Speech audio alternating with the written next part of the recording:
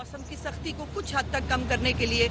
जो भी मुमकिन इकदाम थे वो वज़ीर आला पंजाब मरियम नवाज शरीफ साहिबा ने लिए और आपके कैमरे खुद इस बात के गवाह हैं कि आज 10 दिन से बल्कि एक रात पहले से शुरू हो जाते 11 दिनों से पूरी इंतज़ामिया ऑन द टोज़ है।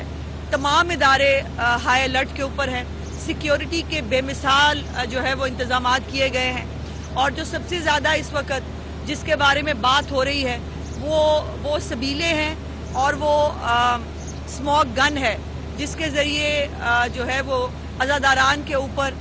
जो पानी का छिड़काव किया जा रहा है मौसम की सख्ती को कम करने के लिए। इसको अक्रॉस द बोर्ड लोग बहुत अप्रिशिएट कर रहे हैं। इसके ऊपर जो है वो आपने मुख्तलिफ मकातब फ़िक्र के जो हमारे उलमाए कराम हैं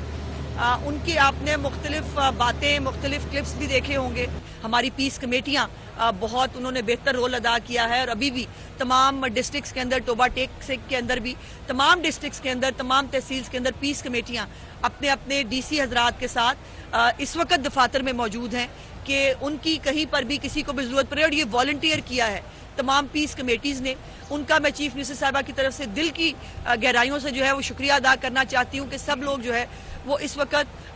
इंतज़ामिया के साथ मुकम्मल भरपूर ताबन कर रहे हैं और यही जो है वो वाक़ई करबला की सेंस भी है, यही नवासे रसूल का पैगाम भी है और यही नबी पाक सल्लल्लाहु अलैहि वसल्लम की जो है वो तालीमात भी हैं।